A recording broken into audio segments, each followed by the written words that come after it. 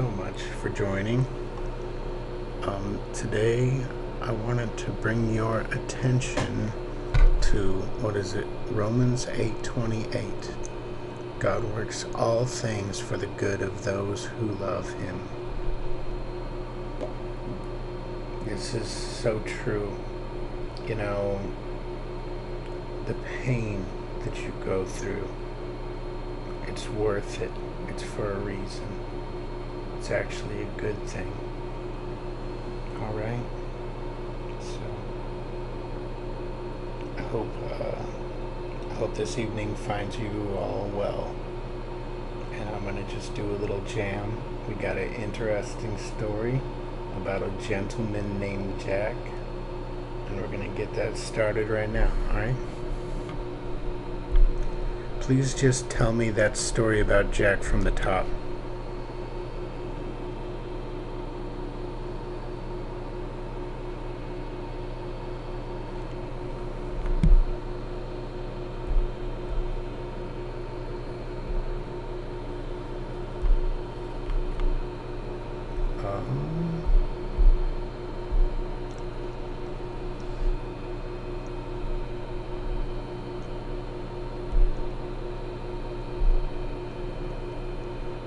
Please just tell me that story about Jack, starting from the top.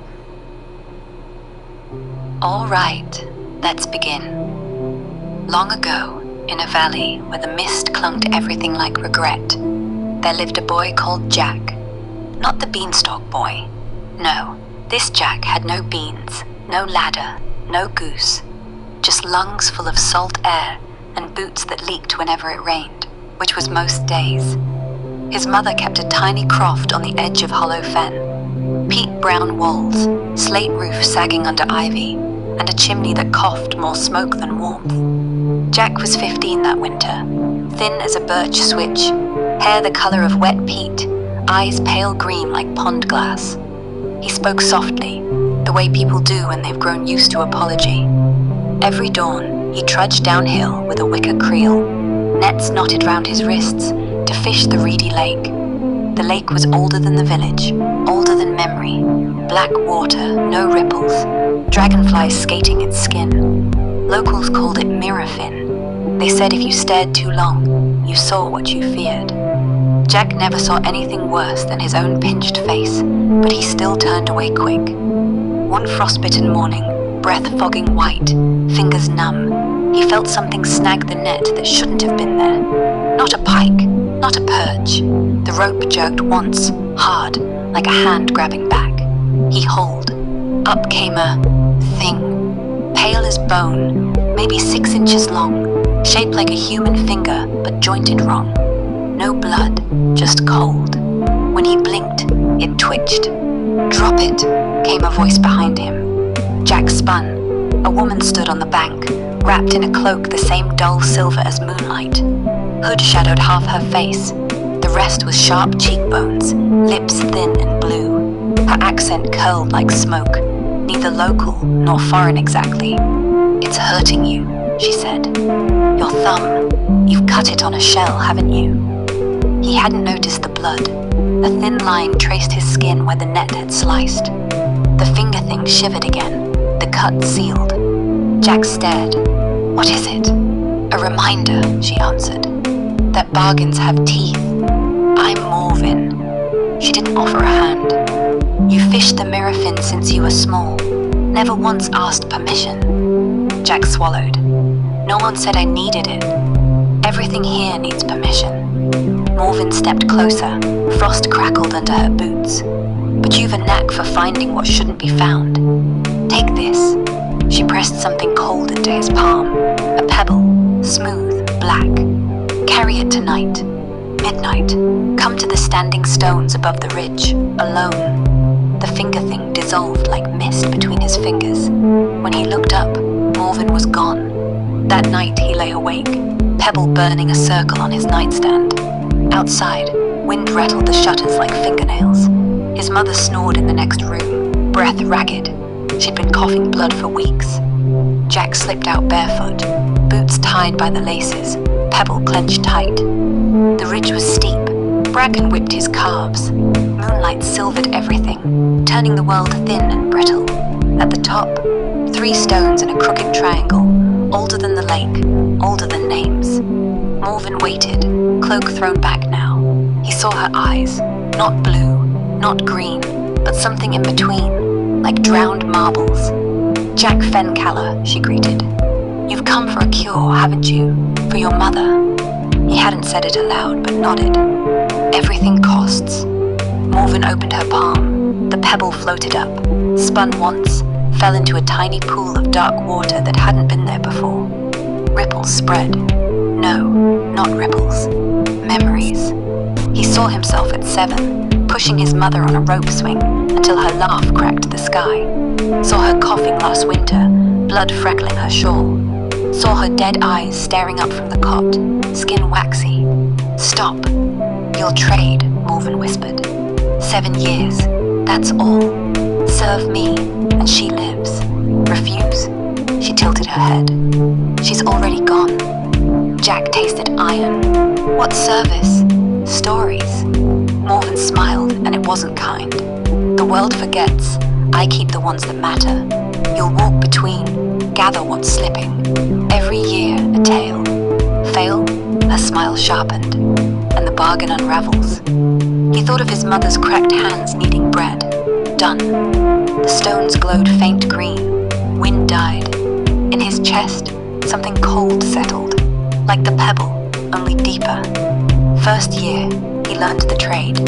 Morven taught him to listen, not with ears, but with skin.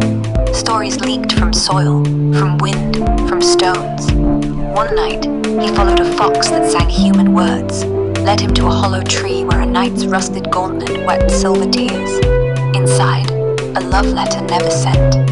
Jack tucked it under his tongue. It tasted of salt and sorrow. He carried it back. Morven drank the letter like wine, and his mother coughed less next dawn. Second year, harder. He waded into Mirafin at dusk, water up to his chin, black as pitch. Fish brushed his legs like fingers. At the bottom he found a girl, porcelain cracked, eyes missing. When he lifted it, bubbles rose. Her name, Elowen, and the year she drowned. He surfaced gasping. Morven waited on the bank, smiling. Good boy. His mother's cough quieted to a rasp. Third year, he began to dream. Not dreams, memories that weren't his. A woman in a tower weaving gold from tears. A king who swallowed stars and choked. He woke with gold thread in his mouth, swallowed it back. Morven noticed. "You're thinning," she said. His mother called him from the kitchen, but the voice sounded wrong, like it came through water. He answered anyway. "Jack," she said, "you're 13. Have you forgotten?" "Forgotten what?" he whispered, heart stuttering. "My name. Say it." He tried. Nothing came. Just static, like a storm between his ears. Morven was right. Stories eat. 5th year, the dreams turned vicious. He dreamt of him. 5th year, the dreams turned vicious. He dreamt of himself, older, face lined like old bark, eyes milky. In the dream, he was telling a story to no one, how he'd once had a mother. Then he laughed, and his teeth fell out like pebbles. He woke screaming, sheets soaked. His mother appeared in the doorway, nightgown slipping off one shoulder, hair wild. "Jack, what happened?" But when he looked up, it was Morven, wearing his mother's skin too tight around the edges. "You called me," she said, in his mother's voice. But the mouth moved a fraction too late. Wrong. Jack scrambled back. "Leave her!" Morven's borrowed eyes softened. "I'm only reminding you what's due. 6 years left, Fencaller." She melted away like smoke. 6th year. The lake froze overnight. Black ice, veined with silver. Jack walked across it barefoot, because he'd stopped feeling cold. At the center stood a girl, 10 years old maybe, hair floating though there was no wind. Elowen. She held out the doll he'd pulled from the depths, years before. "Want to see?" she asked. Jack knelt. The doll's cracked porcelain face split wider. Inside, his own heart, beating slow. He Lines of silver knotted round it. Elowen touched it. Still ticking, she whispered. Hurry, Jack. Time's chewing. He returned with the doll. Morgan took it, cradled it like a baby. Almost done, she crooned. One more tale. 7th year. Nothing left to tame. He forgot how to swim, how to tie knots, how to say home. His mother was a shadow now, skinny as prayer, eyes bright with something like fear. The cough had gone, yes, but so had everything else. Jack came back one dusk, pebbles in his pockets, stories in his mouth like thorns. Morgan waited at the stones. Last one. Give me your name. Jack blinked. What's a name? Morgan sighed, a sound like wind in the graves. Your true name, boy. The one you were born with, before I started nibbling. He opened his mouth. Out came Elowen. The stones trembled. Morgan laughed, low, delighted. Clever. Turns out I taught you better than I thought. She snapped her fingers. The wind returned, howling. Jack felt himself unravel, skin peeling like bark, bones hollowing, memories sloshing out. But instead of falling, he floated, up, past the ridge, past Miraphine, past the stars that weren't stars. Below, Morven knelt, cradling the doll. Inside it, a tiny boy shape, Jack, curled like a seed. She tucked it under her cloak. 7 years, paid in full. She rose, already fading. The world forgot. The village forgot Jack Fencaller. Even his mother forgot the son she'd lost, remembered only the cough that vanished overnight. But high above, Jack drifted. No body, no weight, just words, stories. He became the thread between. And somewhere, in the hush after midnight, if you listen, a boy's voice, thin as frost, whispering names. Elowen, Mormon, Jack, yours. The lake remembers, the stones remember, the wind remembers. And if you walk the ridge where moons are sickle, you might feel a pebble drop into your pocket, cold as regret. Carry it. Midnight. Come alone. The bargain's always open. That's the end. But stories don't really end, do they? They just wait.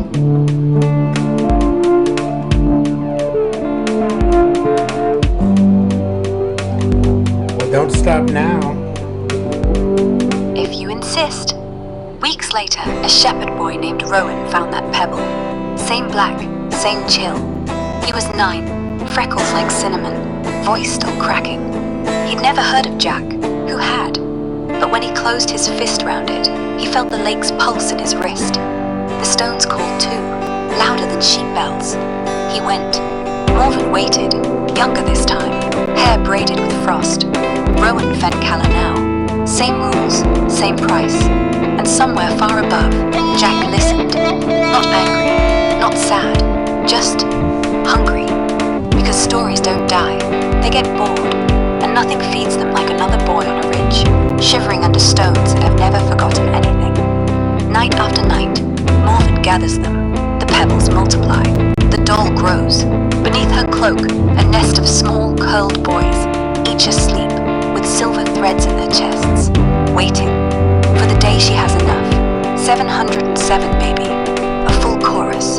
And when that happens, she'll open the doll's cracked jaw, and they'll spill out like birds, all at once, all named Elowen, all named Jack, all named whatever you whispered when you were small, and stupid, and thought forever was real. Then the lake will crack open, the stones will sing, and the wind, oh, the wind will have teeth. It'll sweep through every hollow place, every chest, every cradle, every graveyard, asking, in a voice like your mother's, have you forgotten your name yet? But until then, there's you, or whoever's listening next, whoever pockets the pebble, whoever walks alone at midnight, whoever thinks, it's just a game, it's just a story. So, do you want the pebble, or shall I keep it?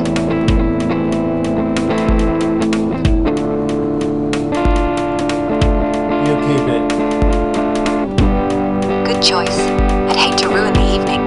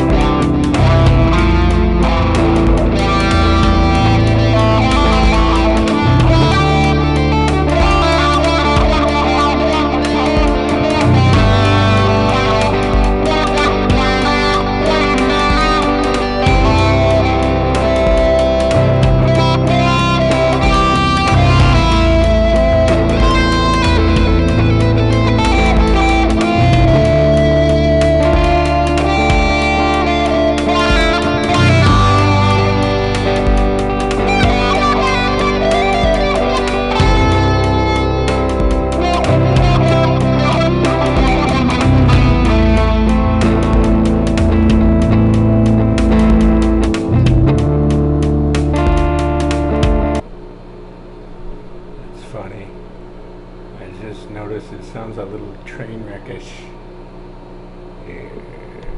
Fish? Must be all that mist and memory. Hard to keep stories from slipping. Anyway, you warm? Or shall I fetch you a blanket? Is that story over? Yes. But if you'd like, I could start a new one. Was the story good? I wasn't paying attention. Both. That's why it sticks.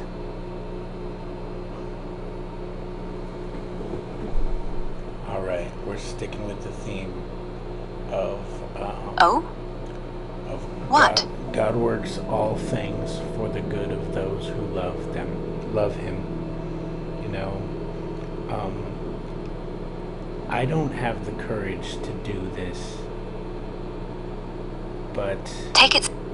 But the thing is, shut up for a second, AI. Yes? Thing is, I don't need to have a burden to perform because God already has victory for us. So all we need to do is have faith. Alright? You're good enough already.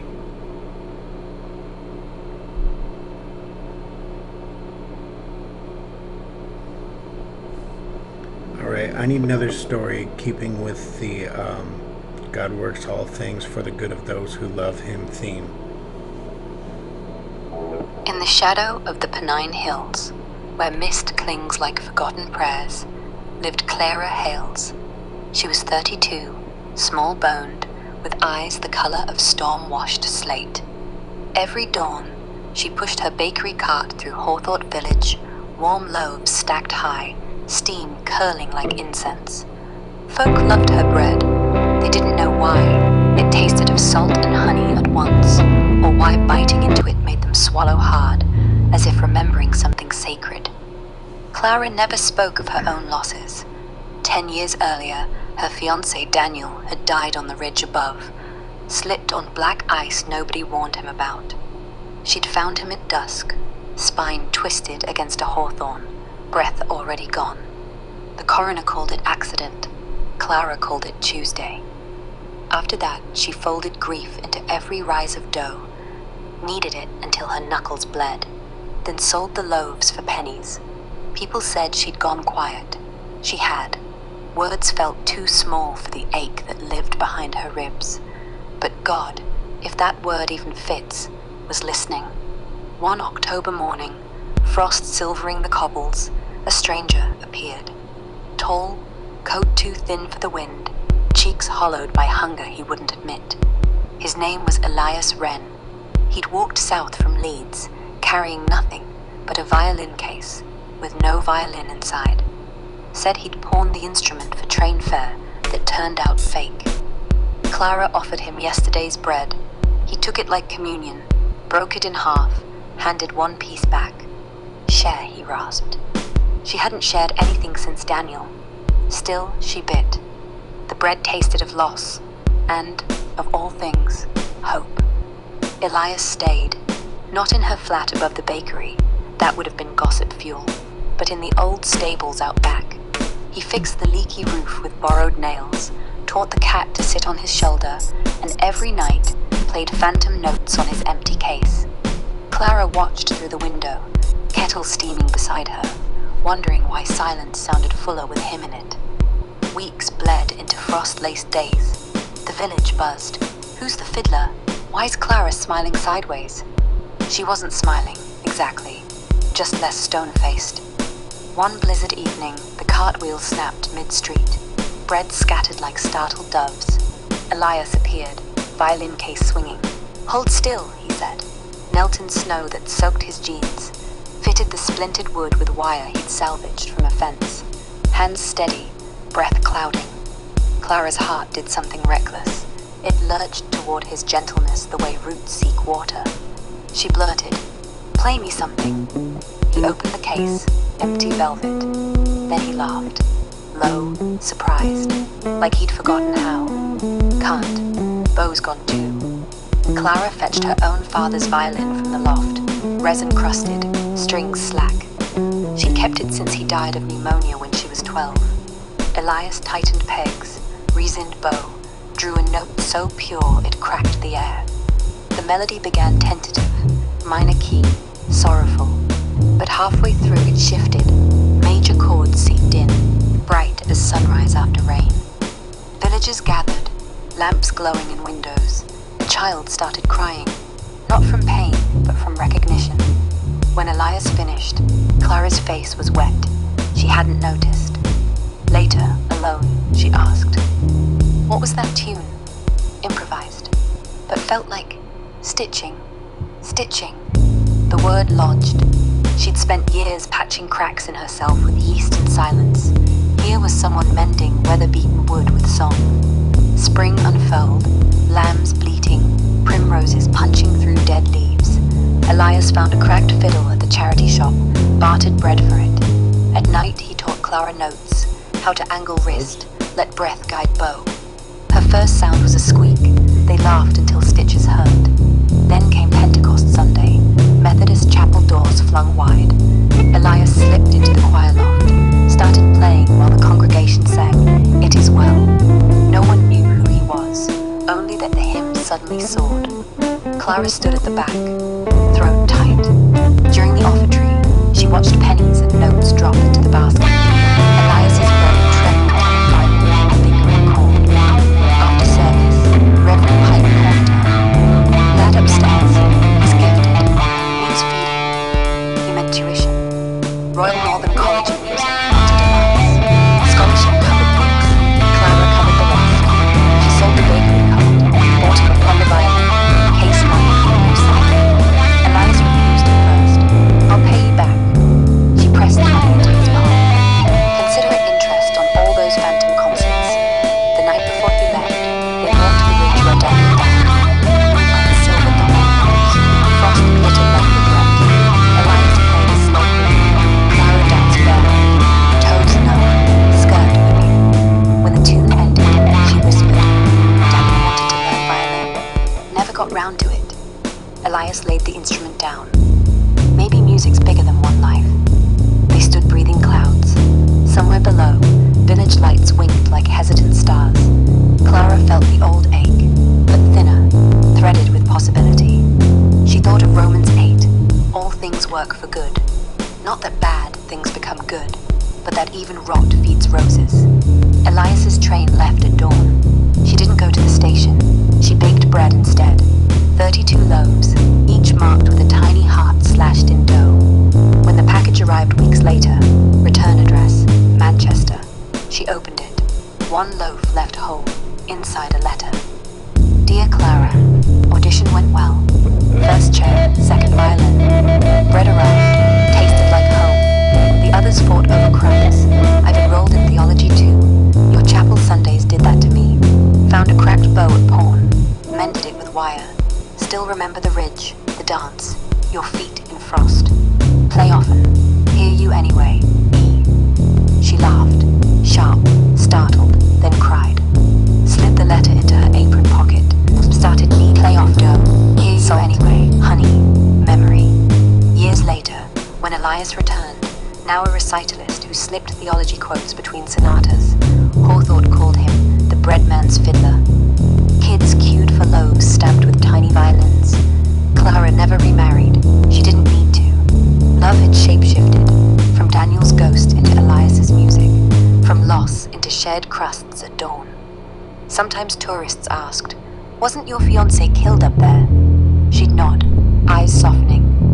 "Aye, Natas." And if he had, Hawthorne called him, I'd not have met a breadman's fiddler or baked bread that kids queued for loaves stamped with tiny violins. Too neat. Clara never remarried.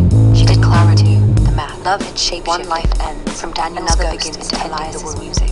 And from every Pentecost into shared crusts, Elias plays in the chapel loft. Sometimes congregation sways, windows open to primrose dusk. Downstairs, Clara breaks bread, still tasting of salt and honey, still warm as resurrection. Somewhere above, Daniel might be listening, bowless but forgiven. Below, the ridge keeps its silence, and the hawthorns, those stubborn witnesses, bloom pink each spring, as if saying, "Look, see what grief can grow."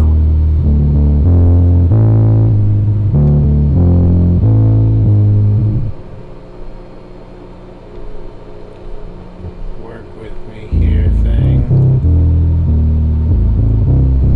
I'm right here. Not you. You just shut up and tell stories. Okay.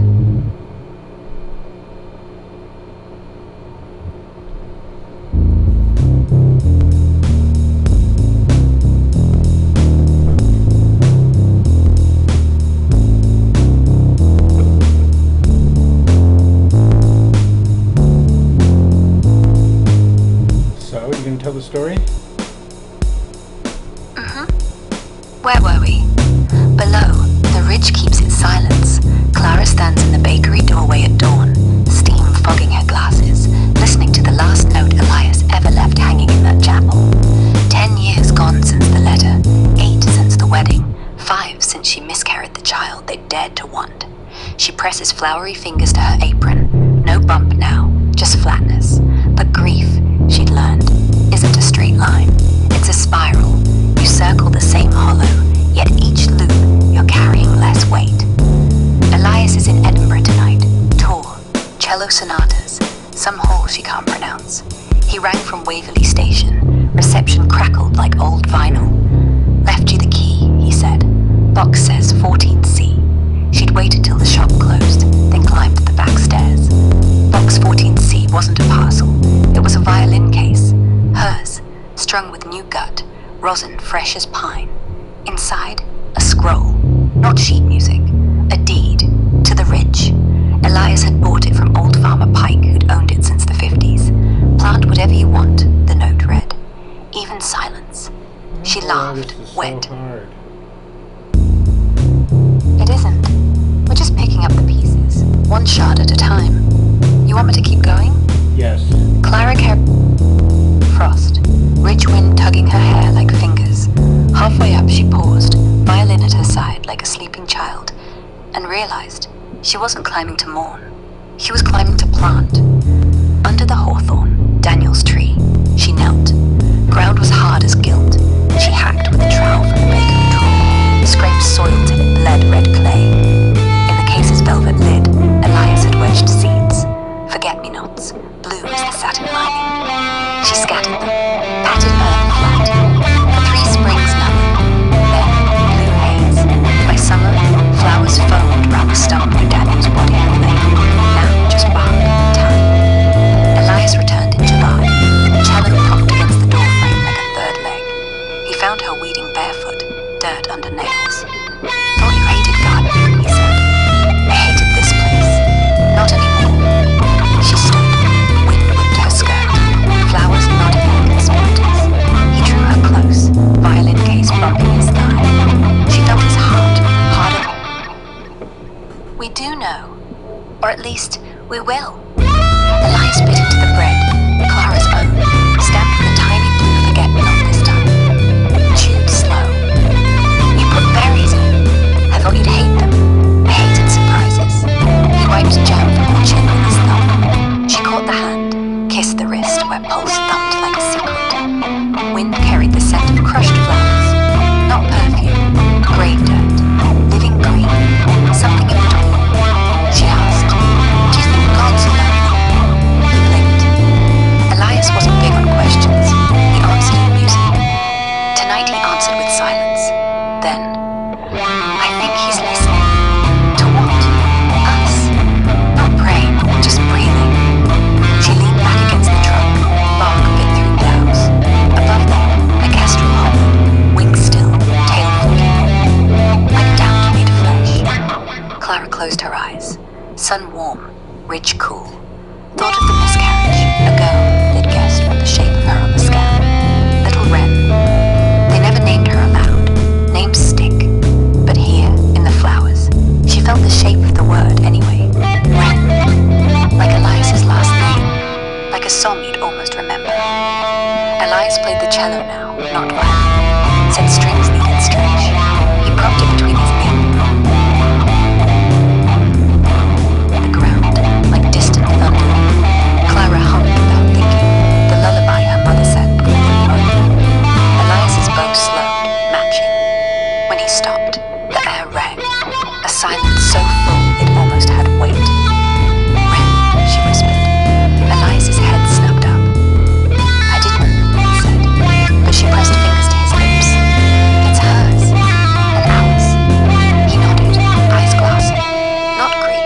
Recognition. The hawk wheeled overhead. Dome. Missed. Rose again. They watched till it vanished.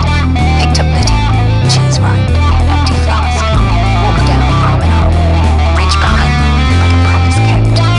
In town, Mrs. Pike waved at the grocer. Saw your blue patch blooming. Said the rich looked loved. Clara smiled. True one. Elias squeezed her hand. That night, they made bread together. Dough rising between them like a bridge. No heart slash, no violin, just forget-me-nots, pressed into crust. She woke before dawn, groggy, warm. Elias still asleep, cello case open on the chair. She slipped out, walked to the ridge again. Flowers open, tune catching first light like scattered glass. She knelt, pressed palm to soil, spoke to Daphne, to Wren, to whatever sky was listening. Thank you for the ridge, for the man who fixed my wheel, for every cracked thing that's let the light in. Wind-stirred petals, blue on blue. She rose, walked home, bakery bell jingling, Elias in the doorway, flower on his nose. Ready? They kissed, flowery, sweet. Started the ovens. First customer, Reverend Pike, arthritis stiffening his fingers. Bread's warm, Clara said. He picked, closed eyes. Tastes like forgiveness. She laughed, shy. Elias, behind her, bound, stringless, but still music. Outside, village stirred. Children chased each other past the chapel. Sun climbed. Clara rolled down. Thought. Things. More things. Even Tuesday. And she shaped the next load. Round as a full moon. Stamped with a tiny open window. Light in, light out. That's how it works.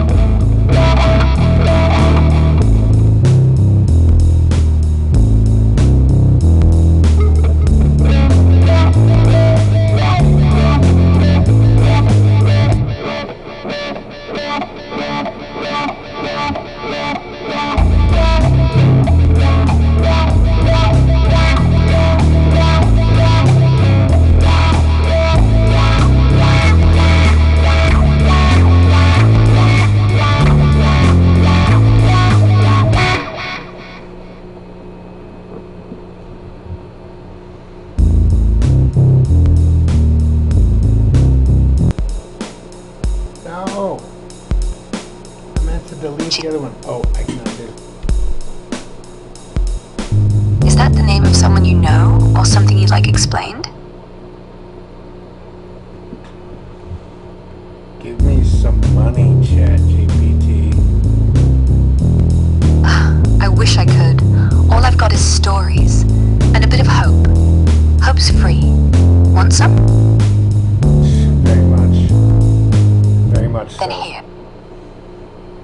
A coin dropped. Copper. Heavier than gold. Warm from the sun. Or maybe from the girl's palm. She was 9, barefoot. Skirt hem wet from puddles. Handed it to the busker, who'd played till strings snapped. He took it like treasure, kissed the metal, said thank you. Months later, she passed the same corner, busker gone, but taped to the lamppost, a photo of the two of them that day. Behind them, a cracked sign, Hope, 5p. Underneath, fresh handwriting, paid in full. She laughed till it hurt, kept the picture in her pocket. Every time money ran short, she'd touch it, copper warming again. You're rich, she'd whisper. Very much so.